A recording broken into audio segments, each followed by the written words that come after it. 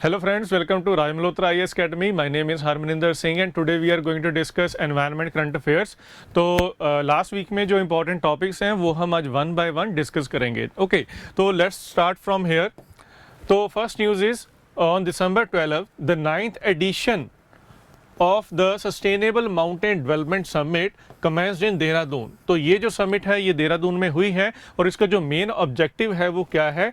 One is to ensure the sustainable mountain economy, okay, and another one is to combat the climate change, जो कि mountain ecosystem में changes के कारण हो रही है। तो क्लाइमेट चेंज जो है क्योंकि बहुत ज़्यादा वो डिसरप्ट कर रहा है हमारे इकोसिस्टम को भी, और जो नॉर्मल लाइफ है जो लोगों की उसको भी काफ़ी ज़्यादा इम्पैक्ट कर रहा है, तो उसकी भी हम यहाँ पर बात करेंगे।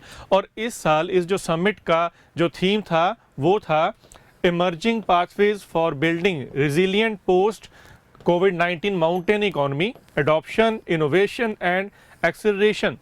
ओके, तो ये जो था ये समिट का थीम था। नेक्स्ट अगर हम इस कंटेक्स्ट में बात करें तो the summit was organised by Indian Mountain Initiative, और जो इसका फर्स्ट एडिशन था समिट का वो लॉन्च हुआ था 2011 में इन नैनीताल। तो तब से लेके अभी तक हर साल जो है ये जो समिट है ये होती है और इसका हर बार जो थीम है वो अलग होता है। और इसका जो मेन एम है इस समिट का वो क्या है? One is water security, okay, कि जो माउंटेन इकोसिस्टम है उसकी वजह से जो आसपास के जो रीजन्स हैं वहाँ पर millions of people they are having food, energy and water, but due to the disruption in the mountain ecosystem there is serious problem related to water. So water security issue is there, climate resilience का issue जो है वो भी है यहाँ पर, innovative solutions जो हैं वो हमें चाहिए इस प्रॉब्लम को टैकल करने के लिए। और जो एक और जो इसमें एम था, मेन ऑब्जेक्टिव था, वो ये था कि जो लोगों की माइग्रेशन हो रही है, जो स्पीसीज की माइग्रेशन हो रही है इस डिसरप्शन की वजह से, उसको भी हमने हैंडल करना है। ठीक है, तो ये इसके जो मेन एम थे। नेक्स्ट अगर हम देखें कि जो हिमालयाज़ के जो इकोसिस्टम की इंपॉर्टेंस है, सिग्निफिकेंस है, वो कैसे है, इसको हमें समझना पड़ेगा। वो ये है कि जो international centre for integrated mountain development है इसकी एक रिपोर्ट है, और उस रिपोर्ट के अकॉर्डिंग क्या है कि जो reason around the Hindu Kush Himalayas हैं, they hold more than 240 million people, it means around 24 crores। तो ये जो 1.9 billion people हैं they depend on the Hindu Kush Himalayan region for food, water and energy। ये भी इस report में बताया गया है। दूसरा इस रिपोर्ट में ये भी बताया गया है कि अगर हम इस माउंटेन इकोसिस्टम की बात करें it can be considered as third pole, क्योंकि अगर हम अपने जो नॉर्थ एंड साउथ पोल के अलावा कहीं पर इतनी स्नो इस ग्लोब पे प्रेजेंट है तो वो इस रीजन में है, बहुत ज़्यादा स्नो है जो कि वाटर को अवेलेबल करवाती है इतने सारे लोगों के लिए। और दूसरा इसमें क्या है कि more than 25% of the world population are directly और indirectly dependent on the Hindu Kush Himalayas. Okay, तो उनकी जो जितनी भी एसेंशियल नीड्स है वो यहाँ से पूरी होती हैं, फूड नीड्स भी यहाँ से पूरी होती हैं। तो इसकी जो सिग्निफिकेंस है इस माउंटेन इकोसिस्टम की वो काफ़ी बढ़ जाती है। ठीक है, नेक्स्ट इसमें ये है कि अगर हम बात करें council on energy, environment and water की, तो उनकी भी एक जो स्टडी है उसके अकॉर्डिंग हम क्या कह सकते हैं, उन्होंने कहा है कि जो अनप्रेडिक्टेबिलिटी है, इंटेंसिटी है, फ्रीक्वेंसी है किसकी, एक्सट्रीम इवेंट्स ऑफ क्लाइमेट, तो वो भी इंक्रीज़ हुई है। तो अब क्योंकि हमने वहाँ पे देखा था कि दो चीज़ों के ऊपर मेन फोकस है, एक तो था माउंटेन इकोनॉमी और दूसरा यहाँ पे था हमारे पास क्लाइमेट चेंज। तो क्लाइमेट चेंज के कंटेक्स्ट में अगर हम बात करें तो एक्सट्रीम इवेंट्स की जो फ्रीक्वेंसी है वो रिसेंट डिकेड्स में काफ़ी इंक्रीज़ हुई है। अगर हम यहाँ पर बात करें तो 1970 से लेके 2005 यानी कि 35 ईयर्स में ये जो इवेंट्स थी ये कितनी थी, अराउंड 250, लेकिन लास्ट 15 ईयर्स में अगर हम बात करें तो ये 310 तक हो गई हैं, यानी कि इसकी जो फ्रीक्वेंसी है ये काफ़ी इंक्रीज़ हुई है, बहुत ज़्यादा ये डिसरप्ट करने लग पड़ी है नॉर्मल लाइफ को।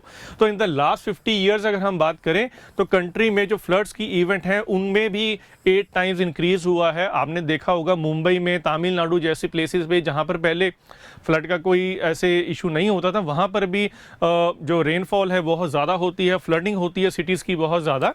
तो ये चीज़ें जो हैं वो अर्बन एरियाज़ को काफ़ी ज़्यादा इम्पैक्ट करने लगी हैं। दूसरा इसमें ये है, according to the study that 75% of the Indian district that are home to 638 million people have now become hotspot of extreme climate events.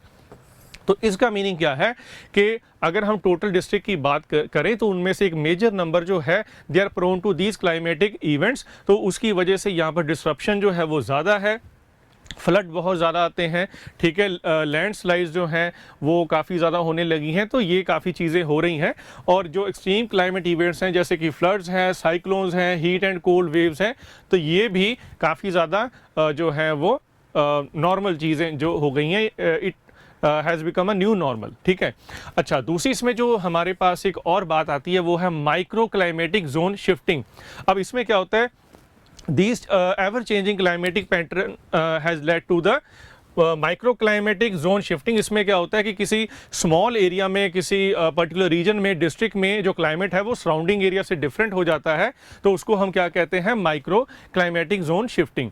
और महाराष्ट्र जो है यहाँ पर ये जो फिनोमेना है काफ़ी ज़्यादा प्रेवलेंट है और जो 80% of the district in Maharashtra, और हम महाराष्ट्र स्टेट की बात करें तो वहाँ पर 80% जो डिस्ट्रिक्ट हैं वहाँ पर जो ड्रॉट लाइक सिचुएशंस हो जाती हैं, they are very much vulnerable to the drought like situation.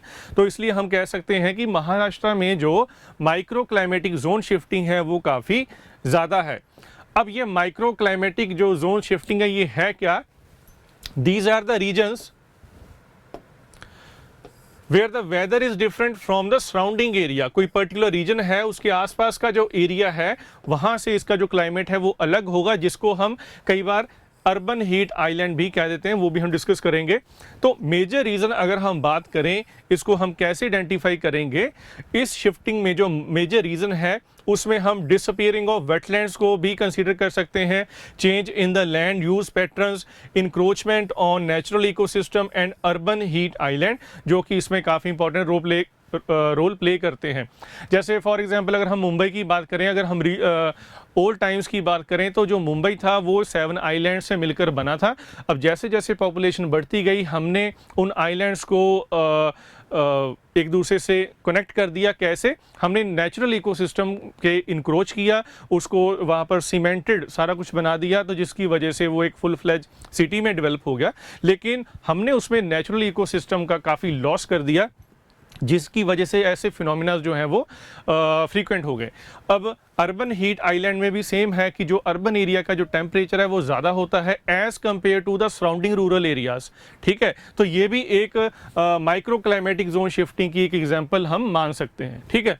तो ये हो गया। दूसरा इसमें ये है कि हर साल जो इंटरनेशनल माउंटेन डे है वो हम कब सेलिब्रेट करते हैं, दिसंबर 11 को by United Nations and other international organisation. और हमें क्यों कंजर्व करना पड़ेगा माउंटेन्स को, तो इसमें दो चीज़ें हैं। They are home to 15% of the world population, जो कि एक बहुत बड़ा नंबर है, और host more than half of the world biodiversity hotspots. तो जितनी भी बायोडाइवर्सिटी है हमें पता है माउंटेन रीजन में है, बहुत सारी लैक्स ऑफ स्पीसीज जो हैं वो यहाँ पर माउंटेन रीजन में रहती हैं। So this year the international mountain day is being celebrated under the theme mountain biodiversity. तो ये जो माउंटेन डे है इसको हमने इस थीम के अंडर सेलिब्रेट किया है, ठीक है। तो ये जो फैक्चुअल पॉइंट्स हैं ये आपको याद रखने हैं। तो फर्स्ट इंटरनेशनल जो माउंटेन डे था that was celebrated in 2003 and United Nations declared 2002 as the UN International Year of Mountains। तो ये कुछ फैक्चुअल पॉइंट्स हैं, एडिशनल पॉइंट्स हैं। और जो कन्वेंशन ऑन बायोडाइवर्सिटी जो है, जिसको हम अर्थ समिट भी कहते हैं, तो वहाँ पर जो एजेंडा 21 था, तो 21 डिनोट्स द 21st सेंचुरी। तो उस एजेंडा 21 के एक्शन प्लान में भी ये बात थी कि हमें जो माउंटेन बायोडाइवर्सिटी है, इकोसिस्टम है, उसको हमने कंजर्व करना है। क्लियर? दूसरा इसमें है जो सस्टेनेबल डेवलपमेंट गोल्स हैं हमारे पास, जो 2015 तक जो थे, ठीक है। तो उसमें भी जो हमारा टारगेट 4 था वो कंजर्वेशन ऑफ माउंटेन बायोडाइवर्सिटी था। तो जो 2021 से लेके 2030 तक जो हमारे पास डिकेड है, उसको हमने माउंटेन इकोसिस्टम रिस्टोरेशन के लिए भी एक कंसीडर किया है। दूसरा इसमें ये पॉइंट है कि जो पोस्ट 2020 ग्लोबल बायोडाइवर्सिटी फ्रेमवर्क है जो कि हमने कंसीडर किया था कॉन्फ्रेंस ऑफ पार्टीज COP जिसको हम कहते हैं, कन्वेंशन ऑफ बायोडाइवर्सिटी में, तो उसमें भी ये एजेंडा में रहेगा जो माउंटेन इकोसिस्टम को कंजर्व करना है। ठीक है, so these measures will help to conserve the mountains. तो ये जो जितने भी हम स्टेप्स ले रहे हैं, अगर वो कलेक्टिव एफर्ट एक सही तरीके से हो गया तो हम काफ़ी हद तक इस माउंटेन इकोसिस्टम को प्रोटेक्ट कर पाएंगे। ओके, तो इसमें दूसरी बात, इसमें कुछ और जो इम्पोर्टेंट पॉइंट्स हैं वो ये हैं कि जो माउंटेन्स की इम्पोर्टेंस है वो हम इस कंटेक्स्ट में भी देखते हैं कि according to United Nations, out of 20 plant species that supply 80% of the world food, 6 are diversified in the mountains. तो 20 में से जो 6 इंपॉर्टेंट स्पीसीज हैं वो तो माउंटेन रीजन में है। दूसरा है more than half of the humanity rely on mountain fresh water for everyday life. तो एक्चुअल में यहाँ पर जो वाटर है वो कहाँ से आ रहा है, वो माउंटेन रीजन में से आ रहा है। अगर हम इंडो गंगेटिक प्लेन की बात करें तो ये जो रिवर्स में सारा जो वाटर है वो कहाँ से आ रहा है, वो हिमालयन रीजन से आ रहा है। More than 30% of the key biodiversity areas in the world are located in the mountains. तो ये भी बहुत एक इंपॉर्टेंट पॉइंट है। ठीक है, तो इसलिए हम क्लाइमेट चेंज को इतना जो है वो सीरियस इशू मानते हैं, क्योंकि जैसे जो क्लाइमेट साइंटिस्ट हैं वो क्या कहते हैं कि अगर इसी तरह जो टेम्परेचर है वो इंक्रीज़ होता रहा तो अगर हम हिमालयन रीजन की भी बात करें, पहले जो सारी स्नो है वो मेल्ट होगी, बहुत स्पीडीली मेल्ट होगी, जिसकी वजह से जो इंडो गंगेटिक प्लेन की जो रिवर्स हैं उनमें फ्लड आएंगे। और एक बार जब फ्लड जो है वो ख़त्म हो गए उसके बाद एकदम से ड्रॉट कंडीशन आ जाएगी, क्योंकि जो नॉर्मल टेम्परेचर में क्या होता है कि समर में जो है वो स्नो मेल्ट करती है और विंटर में दोबारा से जो स्नो बन जाती है। लेकिन अगर वो क्लाइमेट का जो चेंज है वो होगा, टेम्परेचर इंक्रीज़ होगा, तो जो स्नो एकदम से मेल्ट करेगी, फ्लडिंग होगी, लेकिन उसके बाद स्नो दोबारा नहीं बन पाएगी, जिसकी वजह से जो नॉर्थ इंडियन रीजन है यहाँ पर सीरियस ड्रॉट कंडीशंस जो हैं वो परसिस्ट कर सकती हैं। तो ये एक बहुत मेजर इशू है। नेक्स्ट जो न्यूज़ में हमारे पास आज जो टॉपिक है वो है फ्रॉथिंग इन रिवर यमुना। तो फ्रॉथिंग आप सभी को पता होगा, फ्रॉथिंग हम झाग को कहते हैं, जो वाइट जो है फॉर्मेशन वाइट कलर की होती है जो यमुना में, तो उसके बारे में देखते हैं। For the last decade frothing has been on the rise in river Yamuna. तो रीज़न हमें पता है क्योंकि वहाँ पर बहुत ज़्यादा जो है एडिशन है हार्मफुल केमिकल्स की, डिटर्जेंट की, लोकल जो ह्यूमन वेस्ट है, तो यमुना में उसकी वजह से फ्रॉथिंग बहुत ज़्यादा है। तो this is seen as a major indicator of degradation of Yamuna river ecosystem. Reason इसमें फिजिकल भी है और केमिकल भी हैं, हम जो है वन बाय वन इसको डिस्कस भी करेंगे। तो यहाँ पर अगर हम बात करें फ्रॉथ की, तो these are the formation of small bubbles on a liquid surface. Okay, अब क्योंकि Yamuna river water falls from a great height, कहाँ पर, ओखला बैरेज में, तो यहाँ पर बबल फॉर्मेशन होती है। विंटर में इसकी जो इंटेंसिटी है वो इंक्रीज हो जाती है। और मेन इसका अगर हम केमिकल फैक्टर डिस्कस करें तो वो है ammonia increase from untreated household waste, जिसमें होता है डिटर्जेंट एंड फॉस्फोरस, और उसकी वजह से यहाँ पर जो फ्रॉथिंग है यमुना में वो काफ़ी ज़्यादा होती है। ठीक है, तो इंडस्ट्री से भी जो अनट्रीटेड जो वाटर है वो एड अप हो जाता है, तो और भी जो कंडीशन है सीरियस हो जाती है। तो froth on Yamuna river reflects the adverse impact of man made activities on the environment. ठीक है, तो एंथ्रोपोजेनिक जो एक्टिविटी है उसकी वजह से जो एनवायरनमेंट की डिटीरियोरेशन है वो काफ़ी ज़्यादा है। अच्छा, दूसरी बात ये है कि अगर हम बात करें यमुना रिवर की, तो जो मोस्ट ऑफ द पोल्यूशन है इस रिवर में, it comes from Wazirabad. Okay, so according to the Delhi Pollution Control Committee and Central Pollution Control Board, 90% of the domestic waste water जो है वो जाता है रिवर यमुना में। 58% of the waste of the national capital वो भी हम यमुना में ऐड कर देते हैं। ठीक है, तो waste water mainly comes from the household activities and अगर हम बात करें जैसे डिटर्जेंट वगैरह है तो घरों में से वो काफ़ी ज़्यादा ऐड होता है, तो जिसकी वजह से phosphate compounds, laundry chemicals and detergent जो है उनका जो परसेंटेज है इसमें काफ़ी ज़्यादा होता है। यहाँ पर हम कुछ फैक्चुअल पॉइंट्स करेंगे, जैसे फॉस्फेट कंसनट्रेशन है रिवर में तो वो कितनी है, 0.51 मिलीग्राम पर लीटर है, जो कि 0.005 से 0.05 मिलीग्राम पर लीटर होनी चाहिए। Every day 800 million litres of untreated sewage ये ऐड होता है। 44 million litres of industrial effluents वो इस रिवर में ऐड होते हैं। ठीक है, और जो CPCB है, सेंट्रल पोल्यूशन कंट्रोल बोर्ड, उनके अकॉर्डिंग इसमें 1.1 बिलियन फीकल कॉलीफॉर्म बैक्टीरिया, क्योंकि ह्यूमन वेस्ट जो है वो सारा इसमें जा रहा है नेशनल कैपिटल का, तो पर 100 मिली लीटर्स ऑफ वाटर इसका जो अमाउंट है बैक्टीरिया का जो ह्यूमन वेस्ट में होते हैं बहुत ज़्यादा है। Okay, it is exceptionally high, बहुत ज़्यादा है। ओके, तो उससे नेक्स्ट जो हमारी न्यूज़ है तो वो तो रिवर यमुना की बात होगी, ठीक है। तो नेक्स्ट जो हमारी न्यूज़ है वो क्या है, first eco bridges for smaller mammals and reptiles कहाँ पे बनाया गया है, Ramnagar forest division in Nainital district of Uttarakhand, तो वहाँ पर ये बनाया जाएगा। तो ये जो इको ब्रिजेस हैं ये क्या है, अब क्योंकि डेवलपमेंट की वजह से due to the construction of highways, तो ये जो एनिमल कॉरिडोर्स हैं तो वो डिस्टर्ब हो गए हैं, जहाँ पर उनकी जो नेचुरल मूवमेंट होती है वो माइग्रेट करते हैं from one place to another, उनको डिस्ट्रप्शन हो गई है। तो उसको कवर अप करने के लिए उसके ऊपर ये इको ब्रिजेस बनाए जाएंगे ताकि जो स्मॉल एनिमल्स हैं, स्मॉल मैमल्स हैं, वो फॉरेस्ट एरिया में क्रॉस कर सकें विदाउट एनी लॉस। तो क्योंकि अगर वो रोड वैसे क्रॉस करते हैं, आपने देखा होगा बहुत बार एक्सीडेंट्स हो जाते हैं, जैसे एलिफेंट्स जो हैं वो रेलवे ट्रैक्स पे ट्रेन से काफ़ी बार जो है एक्सीडेंट्स हुए हैं, उनकी वजह से यहाँ पर ये कॉरिडोर बनाए जाएंगे। और इससे क्या होगा, wildlife connectivity that are usually disrupted due to the logging और हाईवेज, ठीक है। तो इसकी वजह से दूसरा क्या है, इसमें हम कंक्रीट अंडरपास बनाएंगे, कैनोपी ब्रिजेस बनाएंगे ट्रीज के साथ, और ओवरपास टनल्स होंगी, एम्फीबियन टनल्स होंगी, तो बहुत कुछ इसमें बनाया जाएगा। तो दूसरा इसमें ये है कि इसमें जो प्लांटिंग है तो प्लांट्स को इस तरीके से डेवलप किया जाएगा कि वो ऑटोमेटिकली एक ब्रिज की शेप में दोनों तरफ जो है वो कनेक्शन प्रोवाइड करें on both sides of the roads. Okay, दूसरा इसमें है they include overpass, fish ladders, green roofs, tunnels, canopy bridges.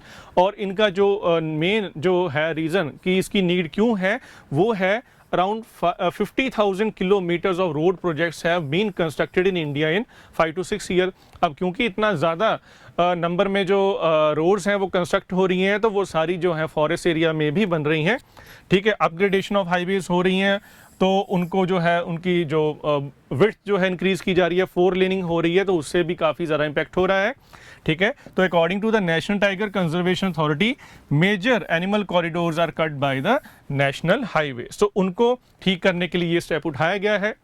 जैसे स्टेट हाईवे 33 है तो it passes through the Nagarhole tiger reserve, और जो नेशनल हाईवे 37 है it passes through the Kaziranga करबी एंगलोंग लैंडस्केप इन असम, ठीक है। तो ऐसे जो हाईवेज हैं वो डिसरप्ट कर रहे हैं एनिमल्स की मूवमेंट को, तो उसको ठीक करने के लिए ये बनाया जाएगा। And it is essential to build these animal pathways to prevent from disrupting their natural cohabitation, ठीक है। तो ये भी एक इम्पॉर्टेंट पॉइंट है।